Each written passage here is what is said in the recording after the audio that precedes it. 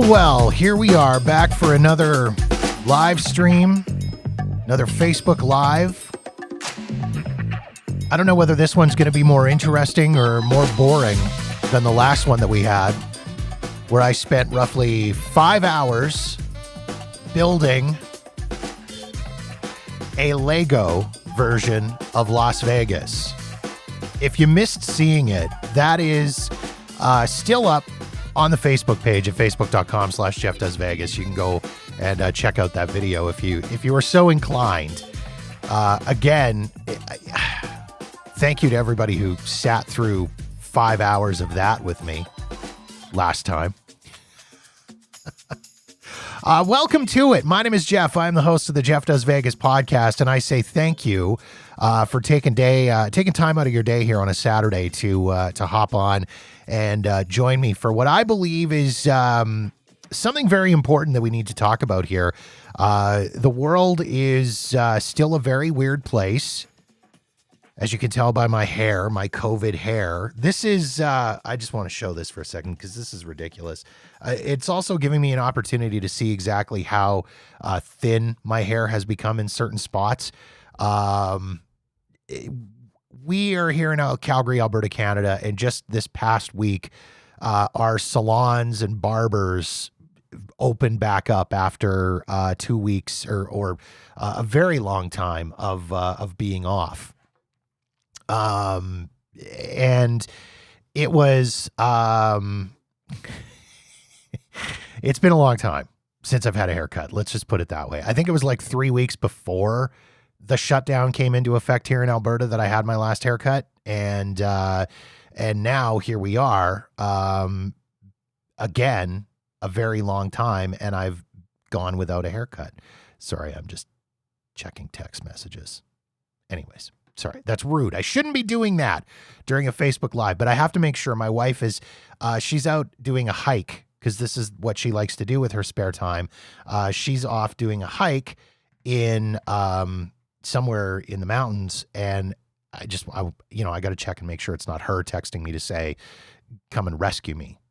Because as you can see, I am absolutely rescue man. Anyways, getting back to what we were talking about, where we were starting at, I feel like this is kind of a somewhat important live stream to do because there's some pretty important information that we definitely need to hit on and talk about during this weird world that we're in right now. That was what brought me to my distracting conversation about my COVID hair. I'm also testing some new lighting here in the studio, so if things look a little weird or a little off, I do apologize for that. I've invested in some proper lighting. So anyways, that's where we're at right now. Yeah, so lots of stuff to talk about, lots of stuff to cover here in this live stream. Stuff that, again, I feel is important to cover because there's some stuff that could affect you if you have a trip planned down to Las Vegas. There's some weird stuff potentially going on. And I want to update everyone because I like to make sure that everybody is staying safe and staying healthy and managing to keep themselves out of trouble because, again, crazy weird world that we're in. But before we get to any of that, I do want to take care of some business and talk to you guys about a few things that are going on with the podcast here. I want to start off, first of all, with this little thing I've launched called Vegas Book Club. If you go to the website at jeffdoesvegas.com, you'll see a link at the top of the page, a little tab that says Vegas Book Club. And you might wonder, oh, what is that? Well, I will tell you. Basically, what that is, I've had a lot of authors on the podcast over the last couple of years that I've been doing the podcast. And I've always linked to their books within the show notes for each episode that they appear in. However, people don't always go through all the show notes. They don't always read them. They don't always pay attention to them. So I thought, you know what would be really cool is if we kind of put all of that stuff, all of that information in one place. So that's what I've done. So there's links to their books, and you can actually purchase their books from Amazon via those links. Now, full disclosure, because I believe, legally obligated and required to tell you this, full disclosure, I have set myself up as an Amazon associate. So, as such, if you order the book from link on the webpage, I get a little cut. I get a little commission off of that. It's not a huge amount, but it's something. And it's a nice little way for you to help support the podcast, as opposed to me just flat out begging you for money, which I've heard other podcasters do. And quite frankly, I find it annoying, insulting, and just a little bit trashy. So short of me getting all PBS on you and just flat out asking you for money, I would rather you actually get something for your money. So I've set up this thing again called Vegas Book Club, where you can buy the book.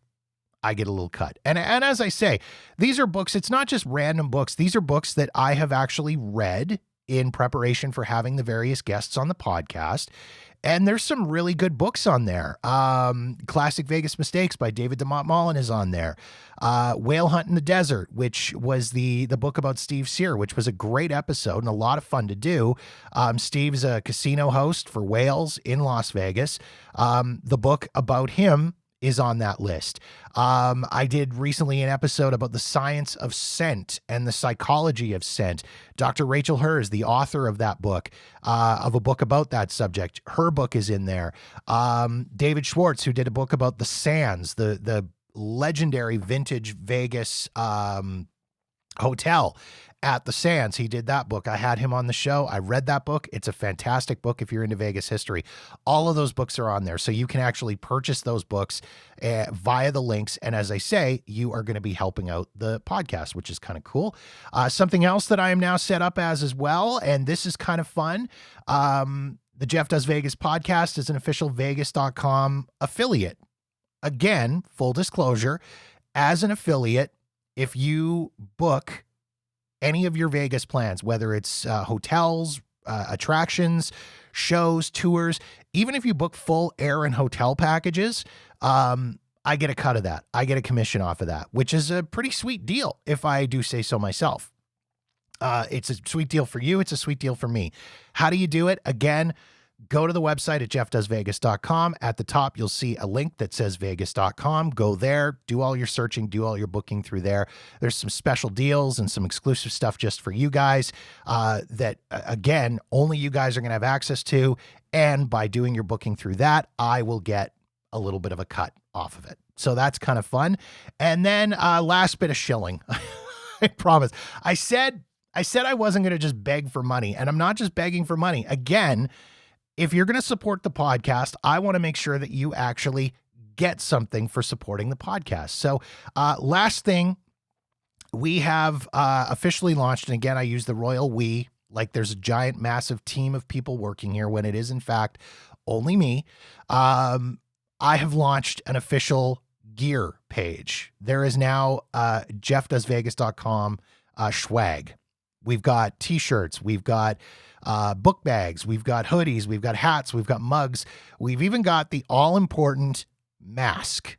So if you are going to be traveling anywhere, you are going to be traveling to Las Vegas, you can go and buy yourself a Jeff Does Vegas mask and wear that and show it off wherever you go. And that's what you do. You show it off, you show off your love for the podcast. And again, I get a little cut from the sale of all of the of these different pieces of swag. So by doing so, again, not only are you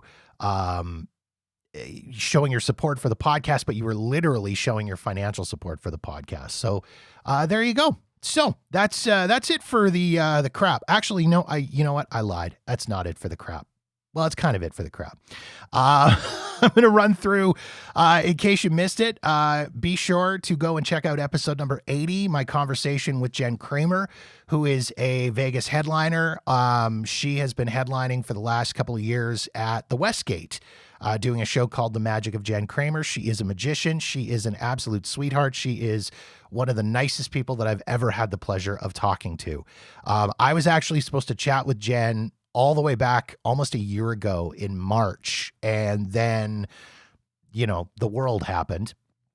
And so just through a combination of everything that's gone on over the course of the last year, decided to put that off, but managed to reconnect with Jen, and she was more than happy to come on the podcast with me. So that episode is available now. New episode dropping on Monday. This one I'm looking forward to as well. It is called Closed for Business. Now, here's the story behind this. C. Reggie Rogers is one of the team members at a group called Connoisseur Entertainment and Action Shot Productions. And Reggie and his team are putting together a documentary about Las Vegas called Closed for Business. And this documentary chronicles the whole shutdown, the COVID-19 shutdown back in May, and does a really good job of diving into the stories behind the people who have been most affected by this. something they did a really good job of was people seem to kind of forget, and I guess because I've been going to Las Vegas long enough and I've gotten to know enough, quote unquote, real people that live there. People tend to forget that Las Vegas is a real city with real people who are affected by COVID-19 and the shutdown the same way you and I are. They've been unemployed. They've lost jobs. They've lost their livelihood. They've lost family members. They've had people, family members and friends who have been legitimately affected by COVID-19, both financially and health-wise. And so Reggie and his team wanted to tell those stories, and I think they've done a pretty incredible job of doing so. The documentary is slated for release sometime in February. They've got an Indiegogo campaign going on right now to help get the documentary completed and distributed. They're planning on trying to get it out on all the usual channels. They want to try and get it onto Amazon Prime and get it streaming online and YouTube and things like that. The trailer is available for this on YouTube if you just search out Closed for Business documentary, or if you can wait until Monday when the episode is released at jeffdoesvegas.com, I will have a link in the show notes to the actual trailer as well, which is kind of cool.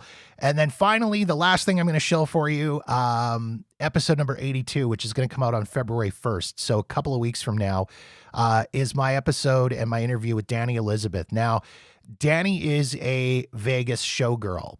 And I'm not talking about one of the showgirls that wander up and down the strip taking pictures with tourists in exchange for tips. Danny is a legitimate dancer, a legitimate showgirl. She has performed in various places all over the U.S. Her first gig in Las Vegas was actually as a part of the cast of Jubilee, which is a legendary show for Las Vegas. It was one of the longest running review shows in Las Vegas. It ran until 2016, and she was there right until the end. She now works with Crazy Girls, which is now the longest running show. Used to be at the Riviera way back in the day, has since made the move to Planet Hollywood. Danny is one of the dancers in that show, and she's also the host of that show. So she's gotten to expand her horizons a little bit and try out her chops as far as hosting and performing and doing stand-up and all that kind of stuff. So we had a good conversation about that. We talked about what she's been doing during COVID. She is engaged to another Vegas headliner and another person who's appeared on this podcast. That would be Murray the Magician.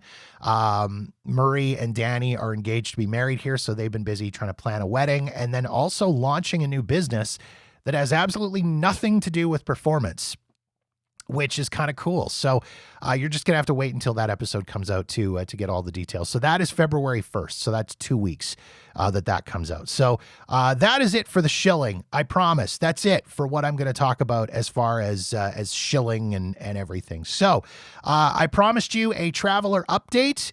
That is what I am going to give you right now. So here's what's going on in the world. If you are a Canadian and you want to go to Las Vegas, it has become significantly more difficult. Now, this has happened on a few different levels. So let's take it back a little bit. Almost a year ago, when COVID-19 started becoming a thing, it was, oh, hang on. Oh, my wife is texting me. Why are you texting me right now? All right, there we go. She's okay. She was just texting me to say she's okay. Let's take it back almost a year ago. When COVID-19 started becoming a thing, the government of Canada put in a travel advisory, basically telling everybody to avoid all non-essential travel. They've also put in some regulations and requirements surrounding quarantine. So when you return to Canada from outside of the country, you have to quarantine for 2 weeks. You have to provide Canada Border Services Agency with your plans for quarantine. And if they are not satisfied that your plans for quarantine meet the requirements, the guidelines, they will actually put you somewhere to quarantine you. They will put you in a hotel for 2 weeks. There you go. that's a thing that's happening. Now, flash forward, skip forward, all this kind of stuff. We are now getting into the fall of 2020. Canadians are getting a little twitchy about traveling. We're a little impatient. We want to go to the US. It's going to be winter here soon, right? It's going to get cold. We want to go to the places where it's warm. We want to go to Vegas. We want to go to Florida. We want to go to Arizona. We want to go to California. We want to go to all these places. So the government has basically said, listen, we want you to not travel. Avoid all non-essential travel. That's what we're going to tell you. However, legally, this is an interesting fact, Canadians, as part of our Charter and Rights and Freedoms, which for the Americans in the audience is very similar to your Constitution, lays out all of our rights. One of the rights that Canadians have is a right to mobility. With that right to mobility, that means that Canadians are legally permitted to leave the country and return to the country. The government cannot legally stop a Canadian from leaving the country. Now, on the other side of things, if the other country says, no, you can't come in, well, that's up to the other country. So there you go. So what's been going on is Canadians have been traveling to the US, and then when they've returned, they've just followed the quarantine. Back in, I want to say November. Time really has no meaning anymore, does it? I want to say sometime, I would think in November, they brought in this thing at the Calgary International Airport. And Calgary is the city where I'm located. They brought in this thing at the Calgary Airport that was what they were initially calling a rapid testing program. Not so much of a rapid testing program, but a reduced quarantine program. So what that was going to do for people was you could come into Canada, you take a COVID test at the airport, and then you quarantine until you get your test result back, which was taking anywhere between 18 to 24 hours, somewhere upwards of 36 hours. You quarantine until then. You then, following that, would have to follow various rules, continue wearing a mask, social distancing, see as few people as possible. Don't put yourself into high-risk situations with vulnerable populations like schools, hospitals, seniors' residents, things like that. 6 to 7 days later, you take a second test at a specific facility. If that test comes back negative, you are free and clear to do whatever you want. So really, at most, you're going to be, quote unquote, quarantining for 7 days instead of 14 days. That's all well and good. They brought that in. Now, what has happened since is, of course, we've seen some new COVID-19 variants popping up. That's become a thing. It's a concern. According to the scientists and the researchers and the doctors and the medical professionals, they are seeing that these new variants, the UK variant, the South African variant, and the Brazilian variant, which we don't have yet here in Canada, we have South African and UK variant, are more transmissible. They're more infectious. So things were starting to get a little bit dicey. They've kind of decided to lock things down again. Here's what's happened. Beginning of January, end of December, the Canadian government announced that as of January the 6th, anybody returning to Canada, doesn't matter whether you're a Canadian citizen or whatever, really the only people that can come into Canada are Canadian citizens or permanent residents or people that have gotten specific exemptions. And it's apparently... Now, some people will say it's apparently really easy to get the exemption. I don't know. I haven't looked into it, obviously. But what they've said is you now are required to have a COVID-19 test within 72 hours of departure, and it must be negative in order for you to board your aircraft home. That is what has happened. So that came into effect on the 6th of January. People were complaining. They were stranded down in the US. They were stuck. This was going on. They were having all these issues. They couldn't get tests, whatever. I'm not going to get into it. My opinion, though, is this. When a travel advisory basically says avoid all non-essential travel, you don't travel. The travel advisory literally says things can change on a dime, and that'll mean you're stuck. Could run into some problems trying to get home. So anyways, that came into effect on the 6th of January. Now, people that were willing to travel to the US and pay for a test to come home, those tests are not cheap. Number one, in my research, from what I was able to find, depending on where you go for the test, they ranged anywhere from around $150 US all the way up to $350 US. It really varied and depended on how fast you wanted to get your results and where you went for the test. If you went to a lab or a medical clinic, you were probably going to pay $350. But if you went to a CVS or a Walgreens, you were going to pay like $125 or $130. I know that even a couple of the hotels were starting to set up testing facilities where they would do tests and send out for the results for people. So that was becoming a thing. If people were willing to pay that money, nothing was stopping them from traveling. Nothing. January the 12th rolls around, and the CDC in the US announces that all travelers entering the US coming in by air were going to be required to provide a negative COVID-19 test before boarding a flight. Yes, even Canadians. So if you were a Canadian planning on going to the US after January the 26th, I believe, let me just pull it up here.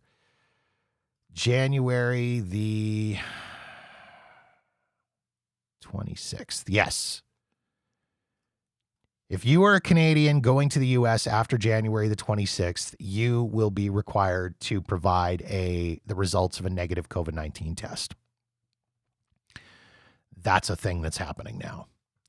So, realistically, if you are looking at going to the US as a Canadian, these tests, again, they are not free in Canada to travel, to get travel tests. They're not free. And they're also not cheap. Most of the places that are doing them here are anywhere between $150 to $250 Canadian. It's a pretty significant amount of cash. When you think about it, if you're traveling to Las Vegas, if two of you are going, if my wife and I were going to Las Vegas, for example, getting that test to go down could add an extra $300 to $400, let's say, to the total cost of your trip. Then to come back, potentially, let's call it $250, just split the difference. I'll call it $200.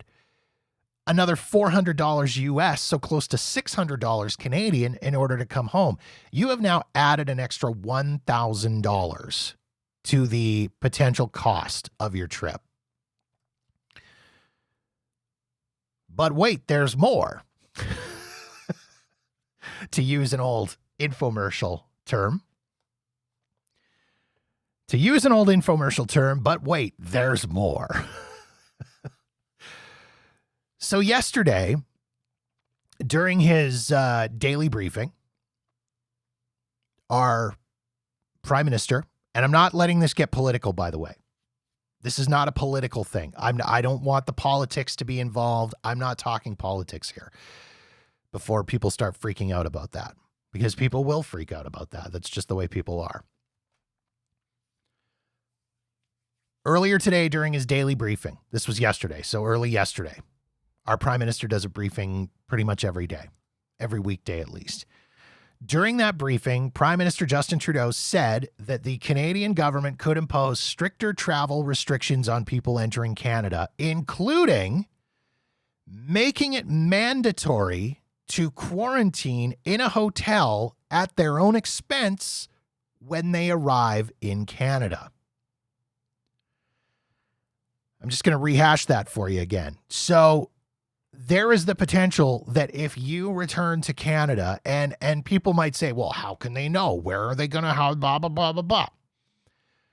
Right now, I believe there's only 4 or 5 airports in Canada that accept international flights. essentially what would happen is when you arrive, you come in, you go through Canada Customs, you provide them with your health information, all that kind of stuff. You will go straight from the airport to a hotel, and that is where you will be for the next 2 weeks. That could happen. Then, later on in the afternoon, and this is a kind of a weird thing. The tweet actually came out at like 4:45 Eastern time. Prime Minister Justin Trudeau sent out a tweet. Now it says 2:39 p.m. on there because that was my time. So add 2 hours to that, Eastern time, 4:39 p.m. He said, "Let me be very clear. Nobody should be taking a vacation abroad right now. If you've got one planned, cancel it. And don't book a trip for spring break. We need to hang on and hold tight for the next few months and get through to the spring in the best shape possible. No one should be taking a vacation abroad right now. If you've got one planned, cancel it." Now, also, story that came out, I spotted it this morning. A friend of mine spotted it this morning and sent it to me. This is from CNN. Again, I don't want anybody going off about the CNN fake news bullshit. Not getting into that. Yesterday, Prime Minister Justin Trudeau and newly inaugurated U.S. President Joe Biden had their first phone call. In fact, Prime Minister Trudeau was the first international leader that Joe Biden spoke with, which is kind of cool. Canadian officials said on Friday they are working with the Biden administration to close what they describe as a travel loophole and get more symmetry with COVID-19 safety protocols between the two countries. Now, the loophole that they're talking about is the fact that the U.S. didn't place any kind of restrictions on international flights coming into the country. The U.S. did put some specific country-specific restrictions on where they said, okay, if you're from the UK or the EU, you're not coming in. If you're from China, you're not coming in. If you're from Brazil, you're not coming in, et cetera, et cetera. They didn't do anything to close the North American corridor. They put no restrictions on Canadians flying into the country. You couldn't enter the U.S. by land, but you could still fly into the U.S., which kind of baffled me. Same thing from Mexico. You couldn't drive in, but you could fly in from Mexico. So as such, tens of thousands of people have made these trips between Canada and the U.S. in the time that these restrictions have existed, because there really was no restriction to enter the U.S. They're saying hundreds of thousands of people have made what they're calling discretionary trips between Canada and the U.S. So here's what might be happening. The U.S. President, Joe Biden, in his flurry of executive orders that he was signing on his first full day in office, one of those orders that he signed has a whole bunch of COVID-19 related safety protocols coming in. And one of them involves international travelers coming into the U.S.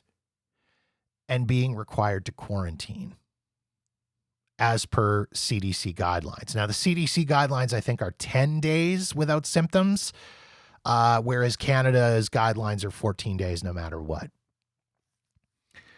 So some people have said, and I kind of got into it on Twitter with a guy. I didn't get into it, but we kind of had a back and forth about it. And he had said there's absolutely no way they could enforce this. There's no way. There's hundreds of thousands of hotel rooms all over the U.S. There's Airbnbs. There's private residences. There's all these things. There's, thousands of flights coming in every day. There's no way they could do it. I can tell you exactly how they will do it. And this I base strictly on my experience previous to this. I think I've let you guys in on the fact that prior to November of this year, I was employed by an airline here in Canada. And last year, I was working when all this COVID-19 stuff started to go down. And one of the things that the US did was they put in a similar restriction to what Canada had put in as far as which airports would accept international travelers. I want to say there was only like 10 airports across the US that would accept international travelers. And it was big ones. It was places like Seattle and LA. And I think Vegas was on that list. And places like Dallas and Atlanta and JFK in New York and Orlando and things like that. Like, again, it was very limited to the airports that were accepting international flights. Essentially, I can tell you exactly how this will go. They'll limit the airports that accept international flights, and then they will basically say, okay, when you clear customs, when you arrive in the US, you go get on this bus. That's what's going to happen. You go get on this bus, and then you are going to go to this hotel, and that is where you are going to stay for 10 days. That's how they'll do it. It's simple as that.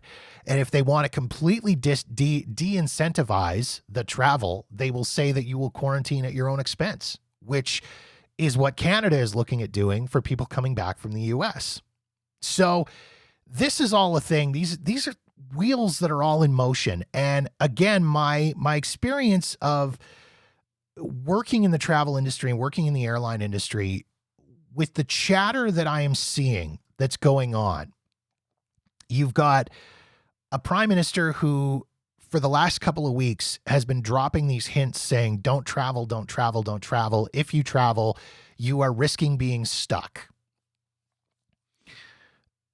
All of this stuff, and especially the rhetoric that came out on Friday as far as the tweets saying nobody should be taking a vacation abroad right now. If you've got it planned, cancel it. Don't book trips for spring break. The story about these mandatory quarantine requirements at hotels at your expense, all this kind of stuff, all of these things coming out. It's just got my spidey senses tingling, if that makes sense, which leads me to believe that we are probably going to see some pretty stiff restrictions coming in the next few days announced, and probably coming into effect within a 7 to 10 day time frame. That would be my guess. And again, I'm basing this entirely on, this is all my own opinion. None of this is again, I'm just going based on what I'm reading. This is on my opinion and my experience. That's it.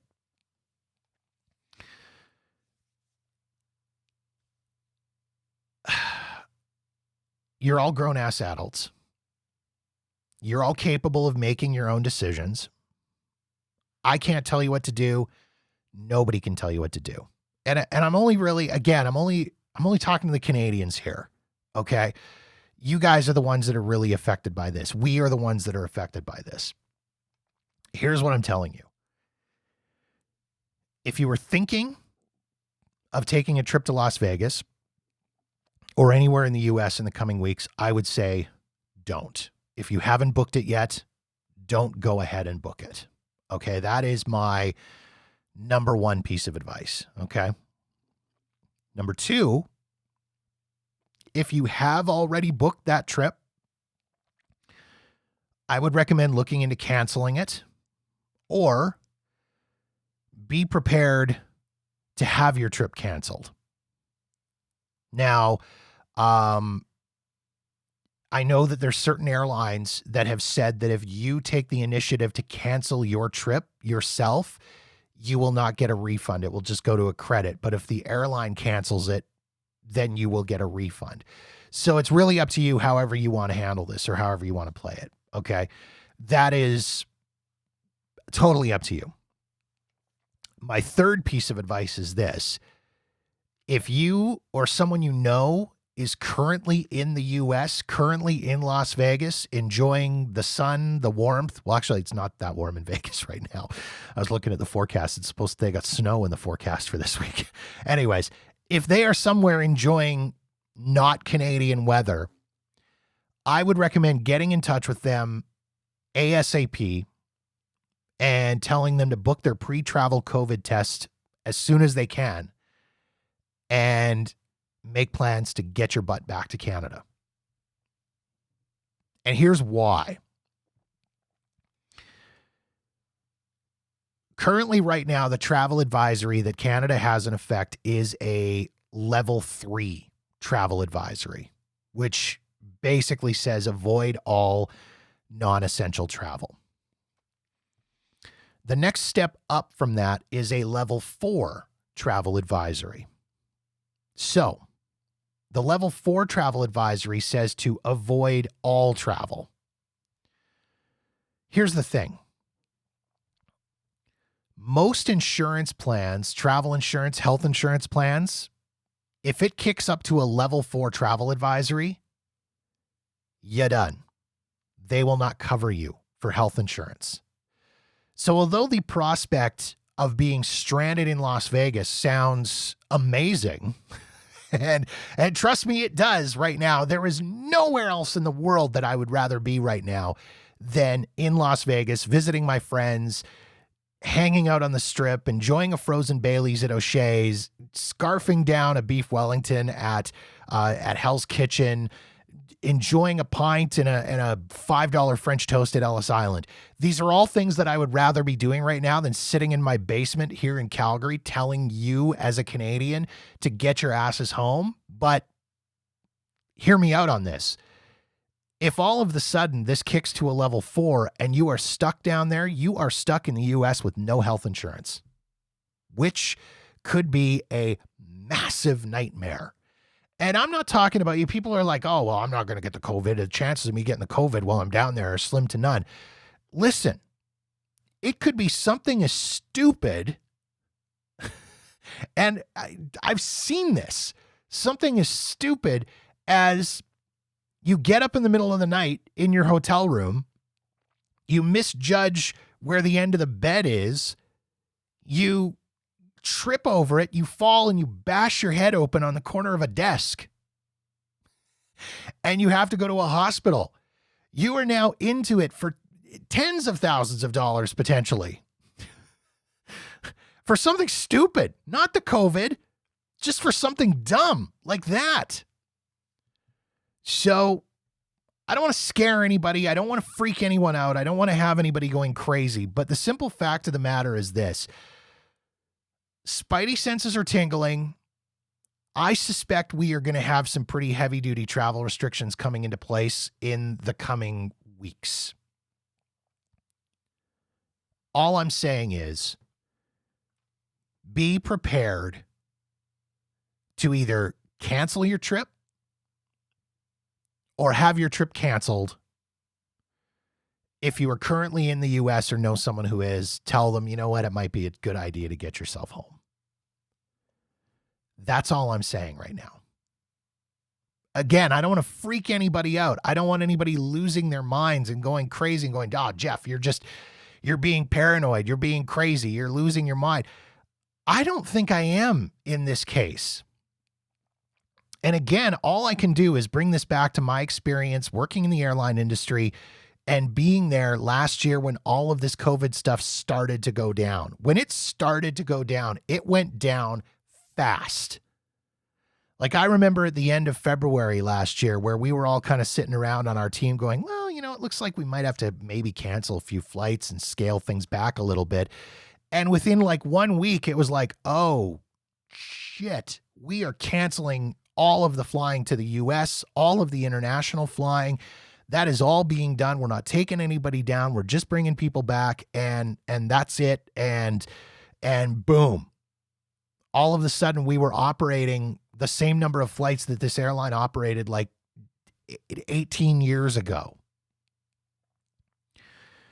So again, all I'm saying is be prepared for some stuff to go down. And I'm just going to leave it at that. That's it. That's all. It's a weird time. And listen, I get it. We are all tired of all of this bullshit. This last year, 2020, I canceled like 6 Las Vegas trips, a Phoenix trip, a St. Martin trip, who knows how many trips to Winnipeg to go see my family and spend time with them. I mean, for me to not be traveling is killing me. So I get it. I understand. For those of you that you don't travel all that often and you've been looking forward to traveling, going to Vegas, going to Florida, going to Phoenix, going to all these places. I get it. Trust me. And as a former airline employee whose livelihood was decimated by this, again, I get it.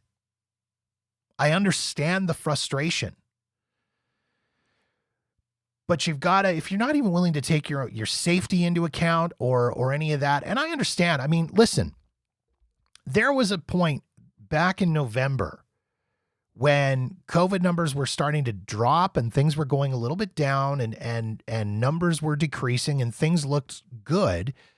I had a discussion with my wife about going to Las Vegas and making a little quote unquote secret trip. I had laid out an entire plan of what I was going to do to keep myself safe the whole time I was there, from masks to hand sanitizers to reservations at restaurants. And reservations at restaurants weren't even a requirement at that point, okay?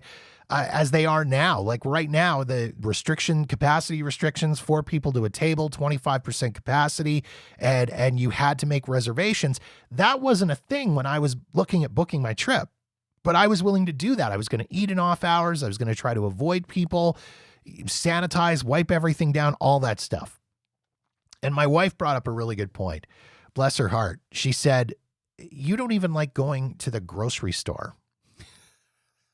How are you going to deal with multiple airports, multiple airplanes, all those people?